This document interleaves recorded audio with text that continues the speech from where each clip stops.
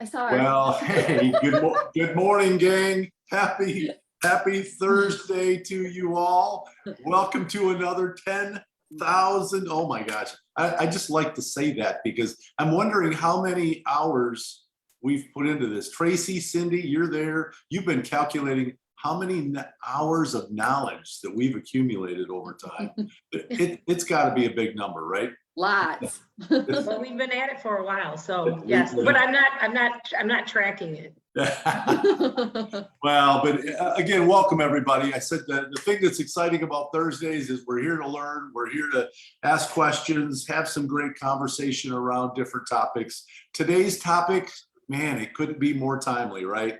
We're here to talk about inspections. And again, before we got on this morning, Cindy, you and I were talking a little bit about where did this idea of no inspections come from to begin with? I mean, does this date back to the beginning of time? Was this something that just happened in the last year, 2 years? I know we all want to win when we're working with our buyer, right?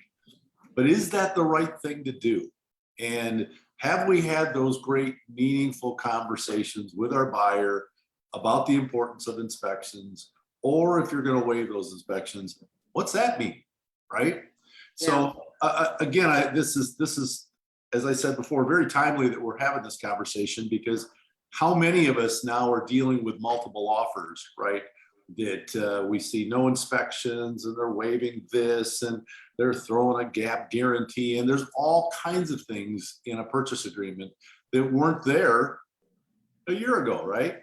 Right. Maybe 2 years ago. So again, we thought this would be really important for us, the three of us, to kind of have some conversation around the topic of inspections and why we do inspections and what do we need to know.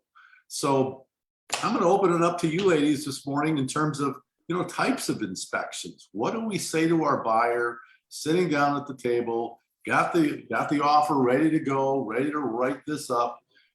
How does this conversation begin with inspections? Yeah, well, you want to go through each inspection because there's several. I mean, you've got the home inspection, you've got radon, you've got a pest inspection, it could be sewer scope, if well and septic, all that. And a lot of buyers, especially first-time home buyers, they don't understand all those different inspections. They may think it's all included in a home inspection. How often do they buy a house, right? How often do they buy a house? Exactly. So it's real important to sit down and explain those and let them know what they are. Yeah. And how important each one is and how it pertains to that particular property. If the property has public water and sewer, well, they're obviously not going to need a well and septic test. Mm-hmm. But they may need what they call a sewer scope test. In Lansing, we've got a lot of trees in older neighborhoods. And those are things that you can't see from the outside either. So, I mean, it's worth the extra couple $100 to do that because you could have issues down the road that could be very expensive. Yeah. And Cindy, I know you do the same thing, right? Yeah, I was going to say I had a client once that didn't want to spend the money for a sewer can inspection. And so she paid for the home inspection and it's a lot of money. I mean, I understand when a buyer, says like, I have to draw the line, right? Okay, the home inspection is, $450 and appraisal's another $550 and I need 20% down and I need taxes. You need a lot of money to buy a house. Yep. But the $200 cost maximum usually for a sewer cam inspection could have saved my client $7,000 2 years after she moved in her house and the line failed because you have to pay for where it connects from the house to the street. Yeah. And so when she sent me a picture of a big backhoe type vehicle in the front yard of her house, you might imagine that my heart sunk. But, you only can give advice. We are advice givers. This is what we do. And at the end of the day, we take direction from our clients. But what we're talking about today is the types of advice. Oh. And so this is a very important piece of the advice. Yeah, well, and that's the other thing, Tracy, sitting down with them and explaining the inspections, but also letting them know out-of-pocket costs, their potential out-of-pocket costs. So they're prepared. Yeah. And say, hey, you want to have at least this amount set aside, for your home inspections and things like that. So they're aware of that in advance as well, when they find that right house. for Well, them. and so let me focus on types of inspections, because again, a lot of times, again, as you pointed out, Cindy, maybe people don't know. I mean, they don't know what they don't know about inspections, right? So do you kind of walk through when you're sitting down with them? Hey, there's different types of inspections you can do. One is called a whole house inspection, but if you're just concerned with the furnace or the roof, you could just specifically have a roofer come out, or an HVAC person look at your heating and cooling. Do you walk through that as individual inspections too? How do you present that to your buyer? Yeah, well, typically, yeah, because they could have, especially, I mean, you kind of know when you walk up, the roof may look pretty rough. But if they decide to do that, you can give them a list of contractors in that. But I still highly recommend and always recommend a home inspection, because that home inspector could tell them, hey, let's say it needs a new roof. Like I have one where I'm going to be dealing that the house needs a new roof, and have that buyer get a couple quotes, or have that seller say, hey, there's some issues with this roof. We're going to need a couple quotes in that, so they know kind of what the dollar amount is of what they're looking at. But the home inspector will say, hey, this is at the end of the life. And then the buyer needs to make the decision whether, how they want to handle that. And then I walk them through all the different scenarios of what they can do. And the outcome of the inspection can be this. Yeah. Cindy, sound familiar, right? Yeah. And if you're a first time buyer, I always use the example of the bucket, right? You've got your bucket of money as a first time buyer. You've been pouring a lot of funds into this. And then when closing comes, you take that bucket and you tip it over and you hand all that money to the bank and your bucket is empty. So if you buy a house that has little to no life left on that roof, if it's beyond its useful life, whether it's the roof or the furnace, you're going to be in trouble. And so this is where, when I'm working with first time buyers, I'm like, I treat them like I would treat my children, right? My advice to you is, you can live with an old kitchen and you can live with an old bathroom, but you cannot live with an old roof or an old furnace. So you need to find a house that has some time left on these things. And if you're emotionally connected to the house, no matter what, then you should at least buy a home warranty that covers you in the event that that furnace fails in that first couple of years. Great idea. It may be a help, right? It won't be a complete fix or a replace, but it may buy you some time so you can fill your bucket again. Well, and you're having these conversations about this early enough in the process to your point, that if this isn't the right house and it doesn't check all the boxes, as the young folks say, right? Then that means maybe this isn't the house for you. But at least you've had those conversations. You're the advice giver. You're giving as much as you know. Ultimately, they have the decision to make in terms of what they want to do, right, gang? Yeah, and really, when you're with a client, you want a client for life.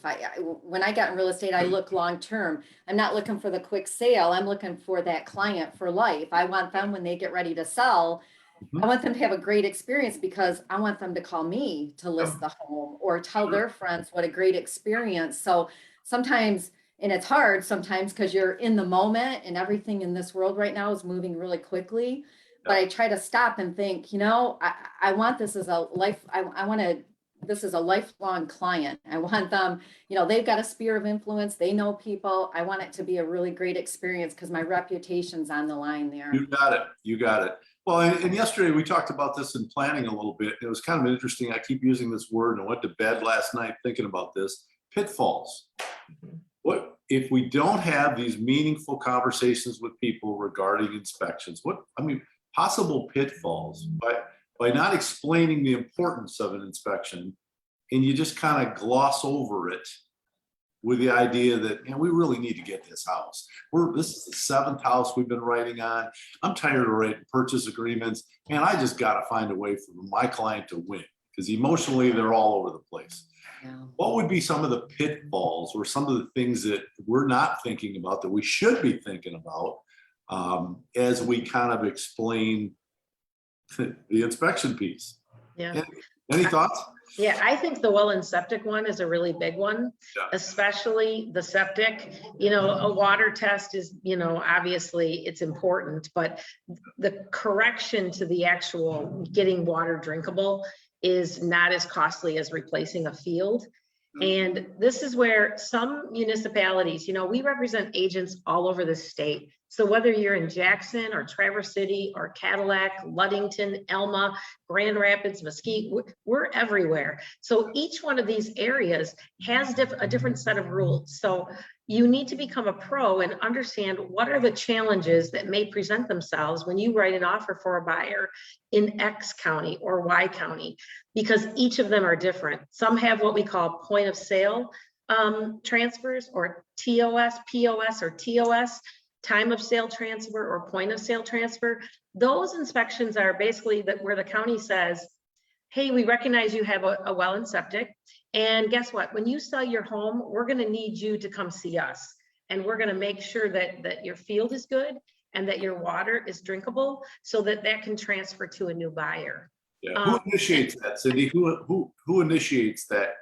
The seller. So if I'm listing a property that I know is in a particular, like there's 2 counties here, in that particular county that is point of sale, I'll let the seller know the procedure on how to do that, but they'll have to have that done, and it can take some time because actually they cannot transfer that property until they have a point of sale conformance letter from that county. So, and if there are any issues, then we can deal with them before we're dealing with them with a lender or something like that. So I recommend to my sellers, they're going to have to do it anyways.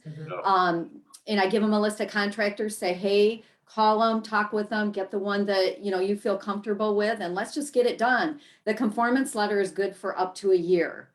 And so that's one piece of the puzzle that's done. That way, when you get offers, you don't have to have that delay in trying to schedule all that. It's done.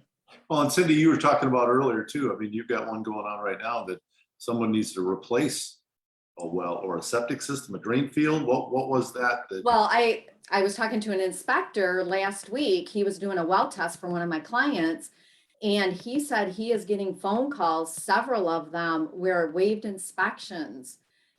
The buyer waived the inspections and waived them on well and septic, and he's getting calls that, you know, oh, the water's backing up, or, you know, I'm not getting the water flow I'm supposed to. And several of them had to replace the drain field. Wow. And that's a biggie. And, you know, like he was saying, and of course, all inspections are important. Pest inspection is important. You don't want to find out and move in, you got termites.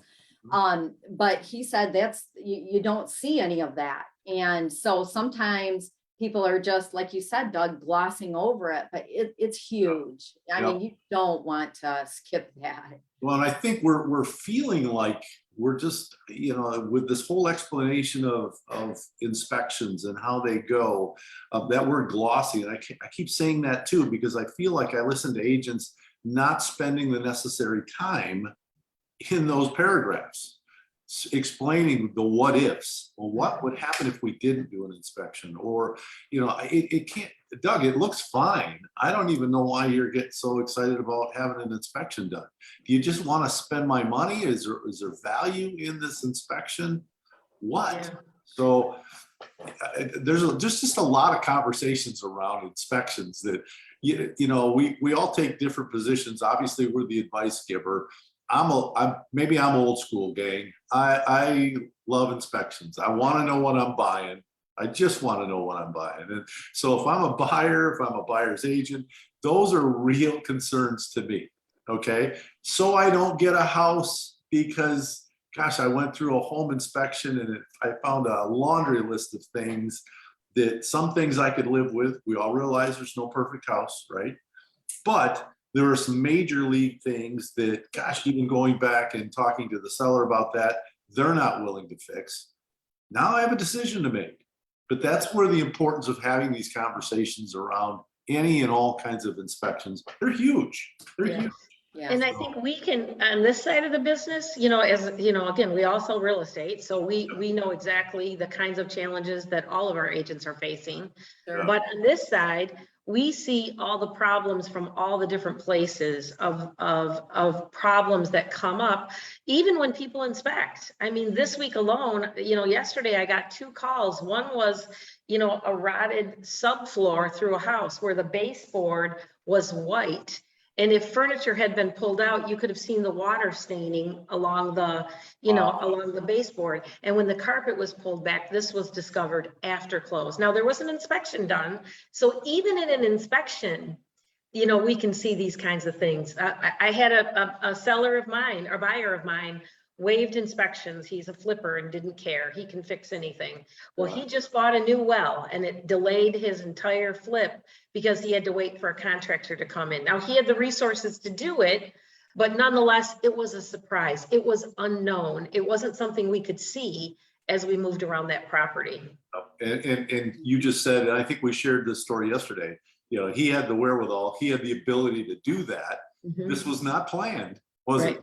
Not at all. So, and you can imagine a first-time home buyer with very little money doesn't do the right inspections. They come out of this and all of a sudden it's like, oh my word, what was I thinking? Or was I thinking? Yeah, and at least we did our due diligence, you know, and help them and explain to them, you know, the pros and cons of inspections. And just like Tracy said, with the inspector, you know, they had an inspection and they found things after the fact, but at least we did our job and got them an inspection and everything, because not only with liability, but also, you know, they're your clients. You want to take really good care of them. And I like what Tracy said. She looks at her buyers like they were her kids. And I do too. Or I'm like, I wouldn't do that. Why would I want one of my buyers to do that too? So. Yeah. Trying to think of other things that we might share with the group today that would be valuable, what I'll call it takeaways or backpack experiences, to literally say, hey, I had this situation. Do you guys tell stories to your buyers? Because I do. When we're talking about inspections with someone, I might just give an example. Now, I won't call them specifically by name, but I'll say the same things that we're saying right now. You know, I had something that came up last week and it was very similar to this. Can I share that story with you? And people, especially in their first home, they're green around the ears. They don't know what to ask, right? You're sharing this story, not to scare them to death, but to share with them the importance of what you're trying to communicate. And again, I'm just a storyteller. I'm one of those guys that say, this happened last week or last month. Here was the outcome. Hey, now how do we want to move forward based on knowing that now? Yeah. It just changes a lot of the way people think. So yeah, I think stories are important. It's really what we're doing right here. You know, like I'm thinking about this, Doug. So you're walking through a house with a buyer and they want to waive inspections, and you're already thinking about all the places this could go sideways. But I'm thinking about just poking your head in the attic space. Like, what could be gleaned from that, you guys, that really you don't want them to miss? There's a few things that come to mind. What about you guys? Oh yeah. Well, and I mean, especially if you go into a home and like I said, something as simple as the pest inspection, but you're seeing all kinds of stuff on the floor and on the windows, and you're like, you know, pay the additional, what, $75 to $80, get it all done. And then also radon test too. I don't know if we talked about that, but a radon test, you know, is important as well too. That's something you don't see, and you'd have no idea unless you had that test done too. Well, and you talked about the attic. Have you ever looked in those attics? Oh my gosh, you look in there and you're like, gross. No, here comes the 4-letter word, right? Is that mold in the corner? Is this just not getting airflow? I mean, how many sellers even look up in their attics? That's what I said. My own house, I would say I have no idea what's going on up there. Yeah, once in a while you find that the fans going up in the attic, you know, it's not going out of the house. I don't know what the wording is, but I find that a lot. You're thinking exhaust, but yeah, I mean, exhaust. It's just one of those things that, again, to Tracy's point, again, those important questions, those important conversations around those inspections. I don't think you can talk enough about inspections to people.